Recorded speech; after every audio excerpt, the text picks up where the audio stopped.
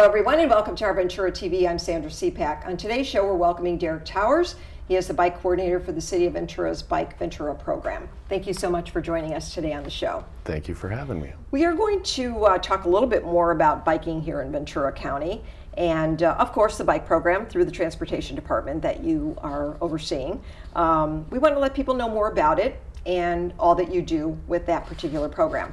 I'd like to talk about some of the transportation plans that are in place and the active transportation plan that you have that's going on right now. Yeah, so the active transportation plan is basically a expansion of our previous bicycle master plan. Okay. So the active transportation plan is now going to take into account not only bicycles, but pedestrians, public transit, and still vehicle travel. Okay. But an expanded and larger, nearly $1 million grant from Caltrans to develop the plan. And is this something that will be over a period of time, or how will it transpire throughout the county? Yeah, it'll be over a nearly 2-year plan, Okay. which will involve multiple community outreach events to solicit input from the public about their desires for our improvements to active transportation. That's good. And then another huge piece is coming up with a methodology for prioritizing these projects. In our previous bicycle master plan, we had what was probably 20 years worth of improvement projects to do and an attempt at prioritizing them, but we want to actually develop a methodology for the prioritization of the projects. Okay. Let's talk about some of the developments in some of these new projects. There's some other ones that are in the works, the Sheridan Way, Ventura River Trail Link, you know, and on they go. You've got quite a few. So you want to talk about some of those as well? Yeah, so in addition to the active transportation plan, there are several active transportation projects. Again, through grants through Caltrans, we've received just over $4 million in grants from Caltrans. Okay. We've applied for 4 separate grants and received them all. We have improvements being done in the Saticoy area for sidewalks and bicycle improvements. We have connections to the existing paths that probably a lot of people don't know about, but we have some wonderful Cypress Point bike path, Harmon Barranca bike paths, and some of these have connection points that need improvement, and so that's what those projects are. I see. We finished the west side pedestrian and bicycle improvements where people can cross safer from on the streets from what are called bulb outs or curb extensions. Okay. They just shorten the stretch that a pedestrian has to be in the roadway. And then the active transportation plan is the next one that we'll be working on. Okay. We've done other non-ATP projects like the Sheridan Way bike link, where one of the complaints from the community is there's not enough access points to the Ventura River Trail. And so this will at least put in one additional, and we continue to look for more. Okay. We have some other projects that have been finished, like the Seaward Green Lanes. Hard not to miss those. Makes it very clear where everybody's supposed to be, whether you're in a car or on a bike. Our 5 Points intersection was greatly improved for both bikes and peds. Lots of green paint out there, which makes it easy. You know, we do want to get into that too. We want to talk a little bit about the green bike lanes and how people are now more aware of them and using them, of course, which is very, very important. Let's talk about those lanes and how safe are they? Are they safe?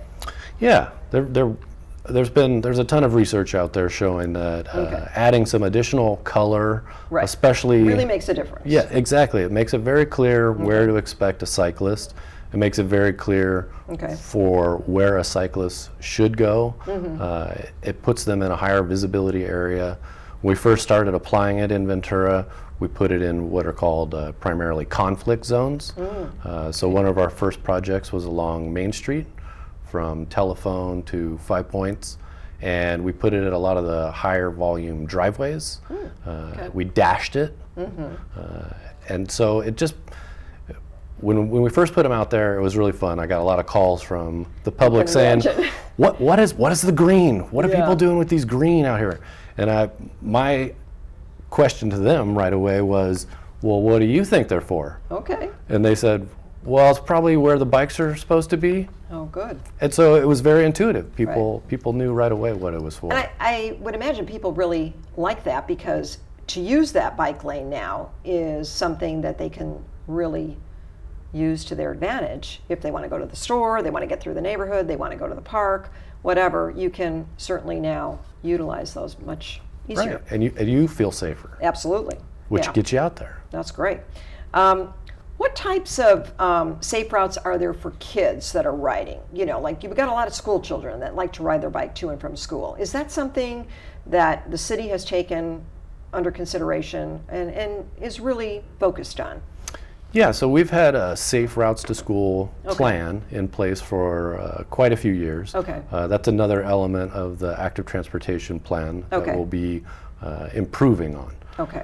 Right now, I'm working on, in the industry, there is what's called a level of traffic stress, which is pretty well named because it's how a bicyclist feels on the various different roads. Obviously, riding your bike in your neighborhood to the park has a different feel than riding on Main Street. Right.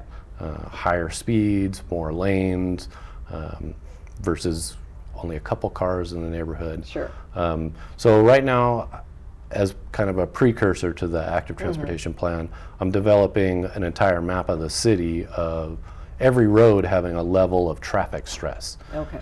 And then from that, developing the paths of least stress. Okay. So those that are 8 years old or 80 years old or just getting into biking will know the ways to get to the places that they want to go. And will feel more comfortable doing so. Exactly. Because especially with kids, a lot of times they don't pay attention if they're distracted while they're riding their bike or something. So you want to make sure that they're safe as going to and from school on their bikes.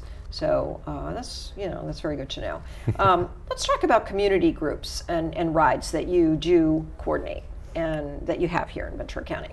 Yeah, so about 3 years ago, in collaboration with our advocates and cycling community leaders, Channel Islands Bike Club and Bike Ventura and City of Ventura have been putting on 2 to 3 community rides. Nice. One at Earth Day. Okay. On the Earth Day ride, we have gone from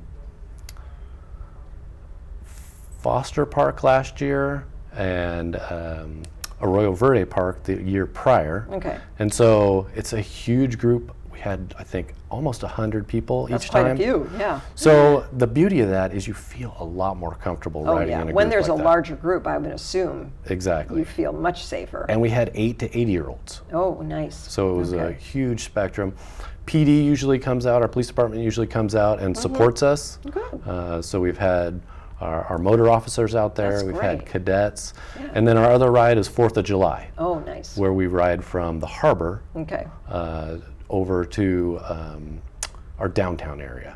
And so both of those rides have been going on, and Channel Islands Bike Club, Bike Ventura have both been huge leaders in those. So when you participate in a group community ride like that, do you have to register, or is it just you come and be a part of it? At the event, at the event, we, just like anything in the world, you sign up and register, and usually there's a liability waiver just to say that that's good. You're safe. You're going to be in charge of your own safety, as well as everybody else's out there. One thing that people are talking about now are electric bikes, and electric bikes versus just your regular everyday bicycle. I wanted to get your take on electric bikes versus bikes, and is there a benefit, and what is the benefit, and is it used primarily just for transportation purposes, or can you use them for recreation as well?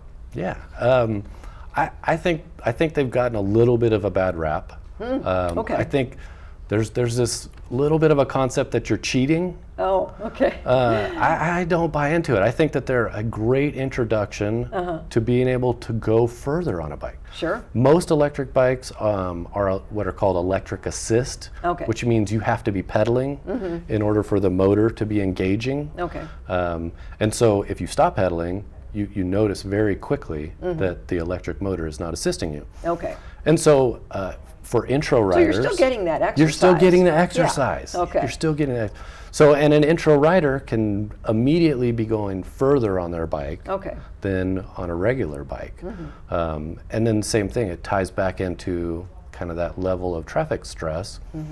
If you're just beginning, if you're getting on an electric assist bike, if you're seeing these low stress routes, you're getting a much bigger portion of the city available to you to ride. Okay. Yeah. That's interesting. Because I just wondered from your perspective, having a lot of bicycle experience, how you felt riding an electric bike versus a regular bike. They're fun. Wow. They're really fun. I mean, it immediately puts a smile on your face. That's good. That's good to know. Are there places here in Ventura that you can go to rent both electric and regular bikes to go on different tours and trails and things like that if you're a visitor here? Yeah, so we're really fortunate here to have quite a few local bike shops that both sell and rent. Even some of the other wonderful bike-friendly cities out there don't have as many bike shops as we do. We're really blessed with that. And some of them do rent electric bikes and will give you routes to take through the city, both in the city and on lower stress paths. We have incredible paths here in the city that go up to Ojai, out to Malibu, up north to Santa Barbara. There's a lot. And then you can stay within the city as well. So how do you find out about many of these different trails and paths to take? Are there listings on the website? Yes. Or how do for somebody who's going to be doing this for the first time, give us a little bit of insight as to how you find out about it. Well, first you can just call me. Obviously, I love talking about bikes. And come out and teach people to ride too. Go to a class is a great thing. Right. You can go to our website, cityofventura.ca.gov. Okay. I have maps on there for you. You can seriously call me. I enjoy helping people with route selection. That's great. You can call me at 805-654-7769. That's our transportation hotline. Oh, good. If you don't get me, there's 2 other colleagues in my office that are also cyclists and can tell you routes. Right, because people may not know of the best scenic routes maybe to take that they're looking for. And we have a lot of visitors who really want to come here with their own bikes and take a trip, and there might be some questions they have as well to learn more about the different bike paths and things like that. I did notice about biking infrastructures and a little bit more information on that. I wanted to get that from you a little bit more on what that entails with the green lanes and of course sharrows. Yeah. That is a great thing that I learned about when I was going through some of the research on biking. Can you explain some of that to us? Sure. So sharrows are the bike legend with the 2 arrows above it. Right. And their primary purpose is they have multiple. So one is to let vehicle drivers know that you can't expect a cyclist in the road. Okay. And where they're going to be positioned. Very good. Not necessarily right next to a parked vehicle. That's not a safe spot. Okay. We want them to be out in the roadway. They're more visible. They're not going to be caught in a door zone. And as a driver, they should be treated just like any other slow-moving vehicle. Right. I camp a lot. I pull a trailer. I'm a very slow-moving vehicle when I'm going through the mountains. Just like any other slow-moving vehicle, if I see a backup behind me, I pull over. Right. Allow that traffic to pass, and then continue on my way. Same thing, if there's not another lane, then just treat them like any other slow-moving vehicle. That's good to know, because I think people, whether you're in the car as a driver in the car, watching out for a cyclist, you do want to be aware. So that's good knowledge to have. Exactly. If you can, share the website with us one more time. Sure, it's cityofventura.ca.gov. Very good. So those folks who want to know more about some of the biking paths, trails, information for the City of Ventura, they can find it there. Yes, Great. okay. Thank you so much, Derek Towers, for joining us today on the show and giving us all these great tips and information on the trails and all about riding here in Ventura County. It's very important. Great. Thank you so much. And thank you for joining us today on Our Ventura TV. I'm Sandra Siepak. Thank you so much. We'll see you next time. Bye, everyone.